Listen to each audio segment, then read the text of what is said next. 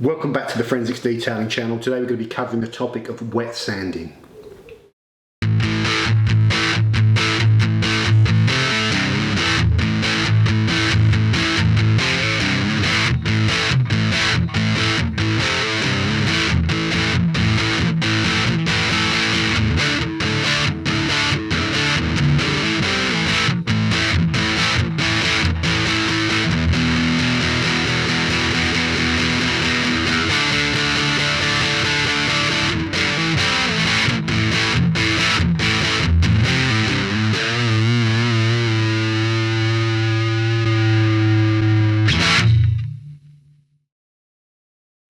The first question, why should you be wet sanding your car? 95% of cases are covered by two scenarios. One, scratch removal, okay, and deeper scratch removal, or defect removal.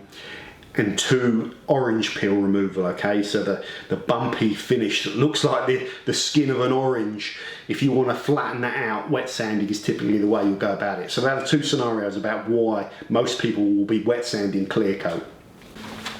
Now, for all my viewers that have kind of maybe delved into the area of machine polishing for the first time, you know, since watching the channel, or maybe just done it a couple of times, the first thing you get guilty of when you're machine polishing is, because you're paying close attention to that clear coat, you're really inspecting it in the right light, you discover scratches, okay? Not just your light micro scratch swirl, you know, if that's the right word, whatever you want to call it, but a heavier scratch that's really bugging you. And the temptation is like to go hell for leather on that particular scratch with your machine polisher, okay, and try and cut out that scratch with your machine polisher. Now, you know, the rate at which you cut clear coat with the machine polisher is relatively safe, okay, and relatively slow compared to wet sanding, and loads of things can affect that rate, okay. You know, what abrasive you're using, what pad you're using, what machine polisher you're using, the type of clear coat and how hard it is that you're working on, your technique, you know, and the machine speed and all that sorts of thing. A million and one things can affect the rate at which you correct that clear coat. But the key thing to understand is it's relatively a slow process, okay? So machining ideally gets out those very fine micro scratches which can litter the car from a poor wash technique. It's great at removing those, but deeper scratches, it's not time efficient to use a machine polisher to try and remove those. And that's where wet sanding comes into the picture. Next up, what gear do you need to have a go at this yourself? Which is always a thing, you know, everyone's looking at it, it's going, get to the point, you bastard. So I'm trying, just bear with me. The kit you're going to need, okay, well, this is all of the kit that I use to do wet sanding, okay, and it's very cheap. It's not the price that is the thing that should concern you. So the main thing you're going to need is a sanding block, okay? Especially, this is even more important when you are sanding out orange peel, and you need the surface of this to be flat against the clear coat, so you're getting a flatter finish, okay? So the first thing is a sanding block, and this is the most common one that everyone will use. It's the Meguiars mirror glaze block, okay? You can use a bit of foam if you're really on a shoestring, guys, but this is a dense foam, okay, and it just works so much better than using some sponge, you know, or something like that. But you can do that. The next thing is the grit papers, okay? So you can get some cheap grit. So this is all very fine grit. The grit paper that I'm recommending that you have when you start doing this is just a very simple range, and that's P2000 wet and dry through to P3000, okay? So P2000, P2500 and P3000, okay?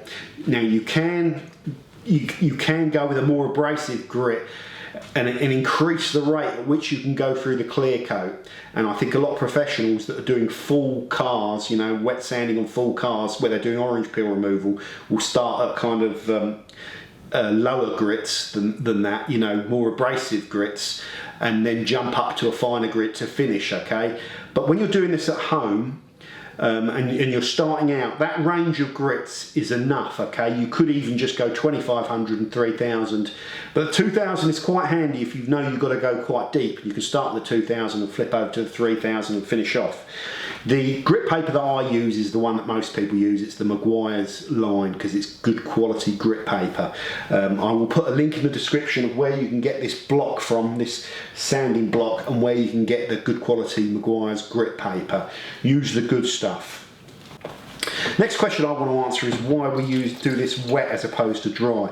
The simple reason is the water kind of, for me, it gives you a softer finish. It seems to flush away all of the clear coat that you remove off of the panel when you're doing this, which is one thing. So that's why I always say have a wet sponge in the bucket as well, so that you can just wipe away the residue. But it seems to sort of smooth out the process. It makes rubbing it smoother, and it just seems to make the finish a little bit smoother as well. So I think it's for results, but let me know if I'm wrong there. You know, usually I am. So that's why we do it wet, and it's important to say you want to soak your paper for a good 30 minutes to an hour in clean cold tap water in a clean bucket. You know, don't do some bucket full of dirt and grit. Clean water, clean bucket, soak for 30 minutes to an hour before you start doing this to soften down the paper.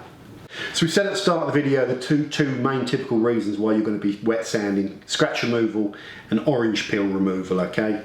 So just very quickly on that, I'm going to do a separate video showing you orange peel removal. I actually thought that's easier and less risky than doing scratch removal. But if you think this is your clear coat here, and that's your orange peel on top giving you the distorted view, I might well be out of focus on this, but you can imagine what I'm drawing. And there's your colour coat, and there's your primer, and maybe your e-coat and your surface, okay? All you're doing is trying to flatten this layer off here. So when you wet sand this, you're working, and you're using a flat pad, okay, which is important. It's what I was talking about earlier on. When it's flat, you are working the high spots more, okay?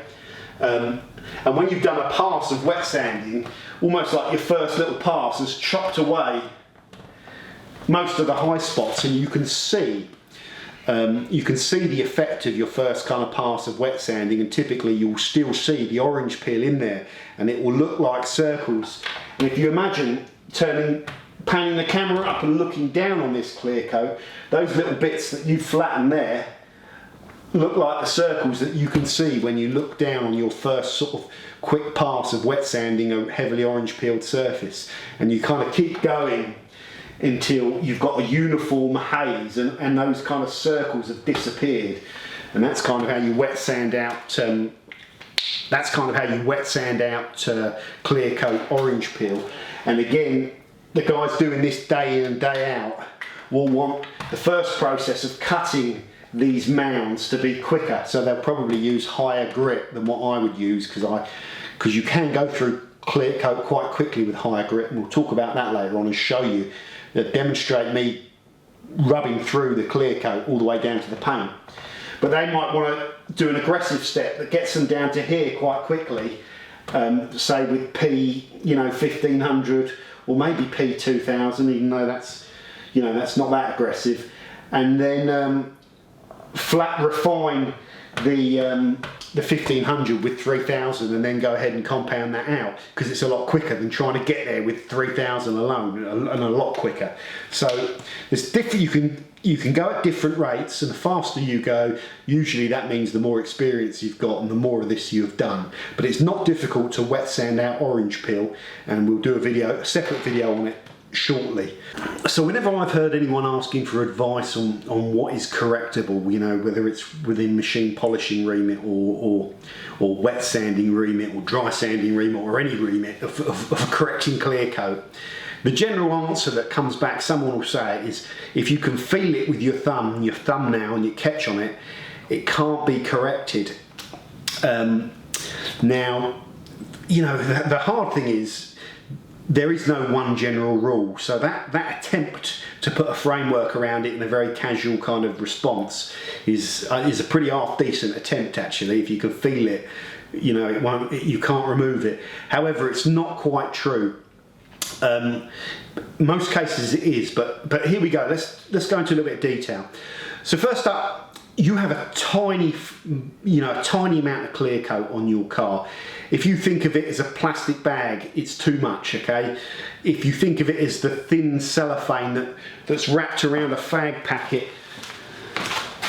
Where is my fags? Oh, they're in my bloody pocket.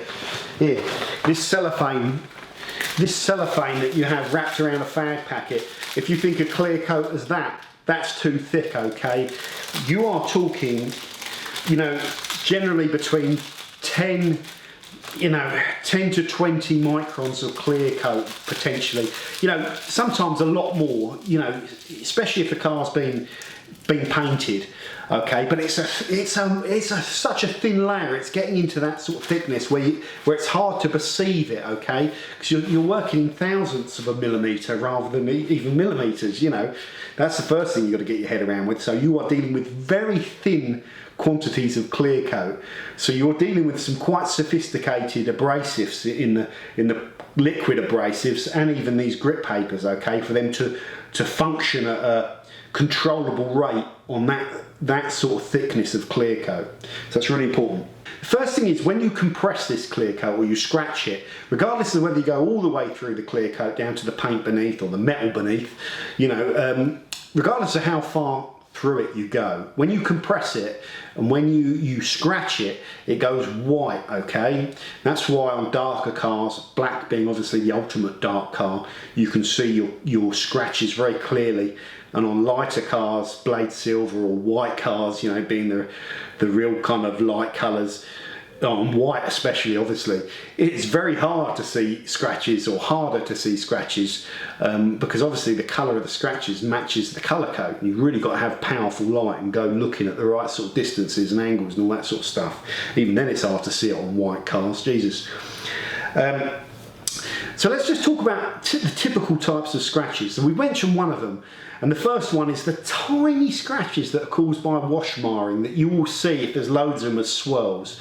They are so fine generally and so small, you do not wet sand those out, okay? That is generally where paint correction with liquid abrasive products and machine polishers can handle those, okay? So I don't know if the word micro scratch is where that's come from, but that is kind of the micro scratch, the swirl scratch. Do not bother wet sanding those. You'll have loads of those on most cars, okay? And you don't go in with a wet sander on them. The next type of scratch, and this is what I call the bigger Betsies, okay? And this is just an attempt to put some sort of framework around all these types of scratches. And these are the types of scratches that you cannot generally see, when you're just looking at your car from a kind of normal distance, standing there about a metre away, even in good light, okay? These type of scratches you'll see when you have very good light, and that might be the sunlight, in certain days where and when you're closer, or typically, like I mentioned before, when you're machine polishing a car with heavy workshop light, if you like, good light, your 400 watt halogens or your 50 watt LEDs are things that pick up these scratches, single light sources, in a dark room, at the right distance, it reveals everything, okay? And when you've got that scenario, you suddenly see a lot of these other scratches, which after you've done machine polishing a fair bit, is not going to come out, even if you're doing paint correction and doing 2 sets, maybe even 3 sets, it's not going to come out because it's pretty deep, but it is correctable, okay? So I'm calling those the Betsies. So that's just to give you an idea. Correctable scratches that are a little bit deeper. Now they are the prime candidates for wet sanding. They're not the big juicy ones you can feel, but they are just a little bit heavier than your typical light wash induced scratches, and you will need heavier light to see them. So your Betsies, when you're doing this properly and you're machining a car, if you see a lot of these Betsies, if you like, and you could have about 10 or 15 of them on a car, the most efficient thing to do, if they're still going to be there, and they could be quite long as well, some of them might be quite long, so you want them gone. Those are the ones you want to kind of circle, highlight and wet sand out before you go into your compounding phase, okay? And that's quite hard.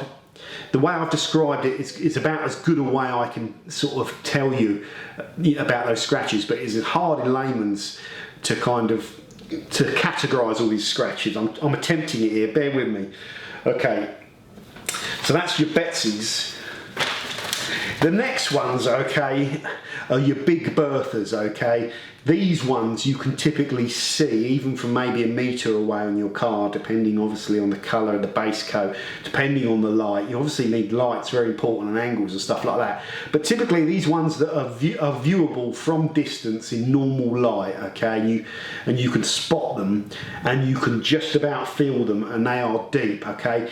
And this is going back to that general rule. If they're like that, you are not going to be able to wet sand them out for the simple reason they've gone through the clear coat in 99% of cases of those big ones, okay.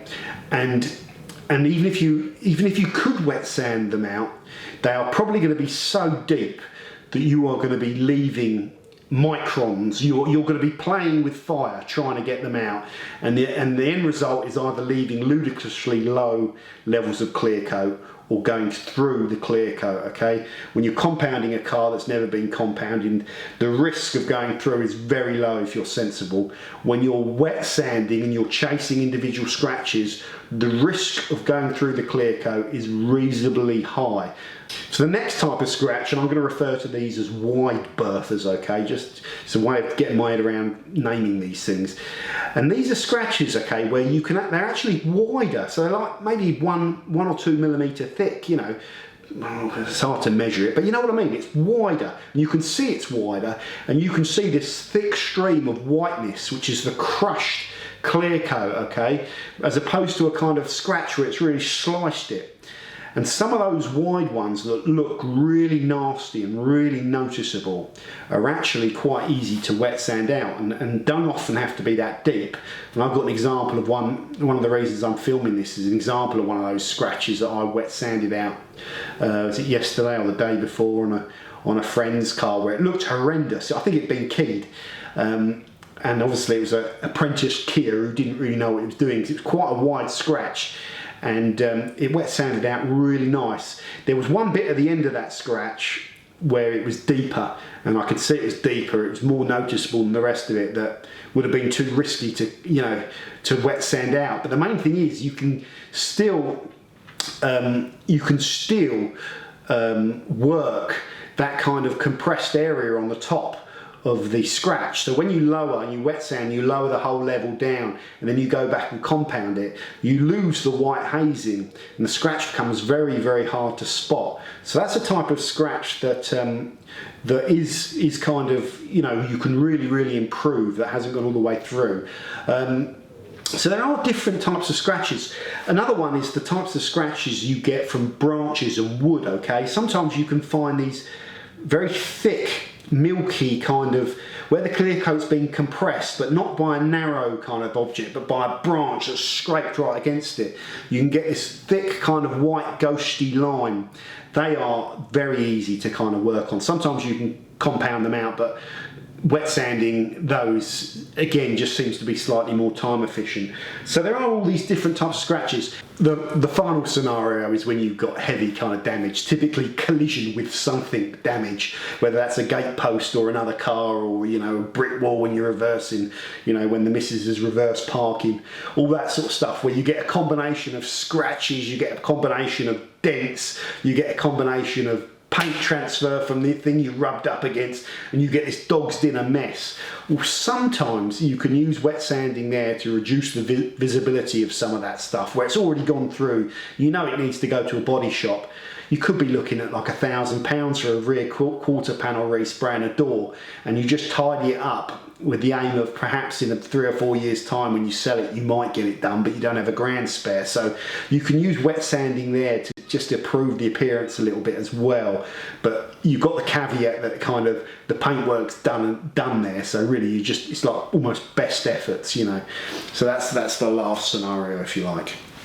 The final type of damage as well that you'll typically be wet sanding, that I should have mentioned earlier on, bird poo, okay, the kind of marring that's left behind from bird poo, and that can vary from very light marring if you remove it relatively quickly, to going all the way through the clear coat, okay. So I've seen a bird poo that's been on there for like a year, and there's even little bits of seed in there. The weight of those seeds is where most of the damage has been done. It's gone all the way through the clear and damaged the paintwork. Okay, so again, with bird poo marring, typically you can wet sand the light stuff out, or you can even compound the light stuff out. The heavier stuff that you will need to wet sand in the same sort of method as removing scratches, which is, you know, with caution. So the process I use for rubbing out these scratches is quite simple. After my grip paper is soaked, and I'll typically use either 2000 or 2500. If I had to pick one, probably 2500 is the good middle ground. If it's a lighter one, you could go in with 3000, but 2500 is a good starting point, okay, for a mid kind of to light scratch that is correctable. What I'll do is I will chase the scratch line. This is something I don't even know if this is the proper way to do it, okay.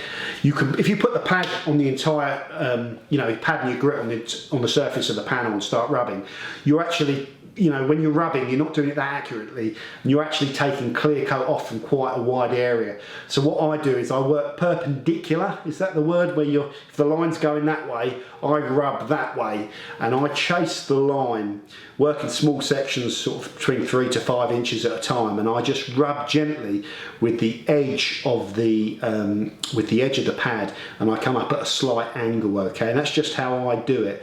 And it might not even be the right technique, but it works for me, and it means I'm taking less clear coat off the car overall. If I'm working on a larger area or a larger piece, then I'll put the pad flat to the panel and rub that way, because obviously you're going to get a flatter kind of finish over where you're rubbing. If I'm wet sanding, I will use the pad flat against the panel all the time. I will typically work in bursts of around kind of 15 to 25 seconds, rubbing reasonably quickly, reasonably lightly, until you see that debris start to build up, okay? And then you stop, you get your sponge, you rub down, you dry, you wait for the hazing to appear, and you observe, and you are looking for the scratch to kind of disappear, okay? Now, after you've done, this is the difficult thing.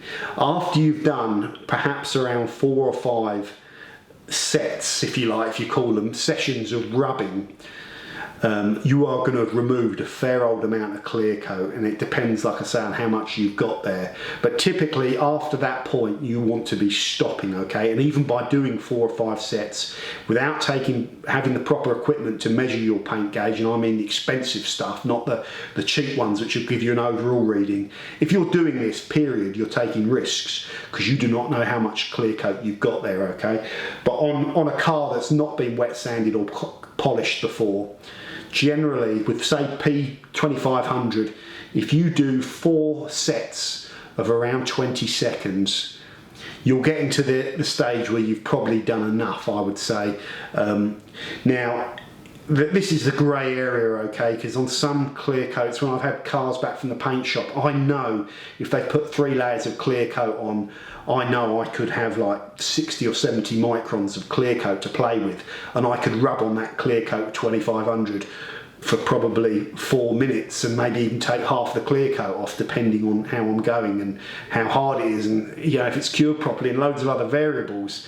I also know if I've got a test panel from the scrapyard and it happens to have been buffed before, I could go and wet sand it, and after say 30 seconds I could go through potentially. I had that with that real old BMW panel that I did the detail spray testing on. Clear coat on that had been buffed loads of times, and I compounded it. When I did a bit of wet sand on it, I went straight through it instantly. So there are risks and there are variables, and without the proper equipment you are guessing a little bit. You need to be aware of that, okay? So the general rule is you can proceed, but if you do proceed with caution, and if you think that your clear coat has been cut or wet sanded before and you don't have a lot of clear coat left, don't go near it, okay? You could take it to a professional detailer and ask them if they've got the equipment to measure your clear, and all those sorts of things. So generally I'll do this on a car that I know, or I'll ask the owner, or it's one of mine that has enough clear coat on there for me to play around with. That's one of the most important things, okay? So ultimately, if you make the decision to wet sand, you may need to be prepared for that panel to be resprayed. That's the biggest negative. The biggest advantage is if you get the results you want, you know, you get the finish you want, and it hasn't cost you anything. So that's the trade-off, guys. Once you've done your sets of wet sanding till you cannot see that scratch, okay, and that's the risky disclaimer part, okay, that you need to apply your common sense. If in doubt, and my general guidelines are around 4 to 5 sets, is getting past the point where you're getting into the high risk category, okay. I tested rubbing through, and I'm going to just do a little spoiler. I tested rubbing through the clear coat on this, and I'll show you how long it took me to rub through with 2500 to give you an idea.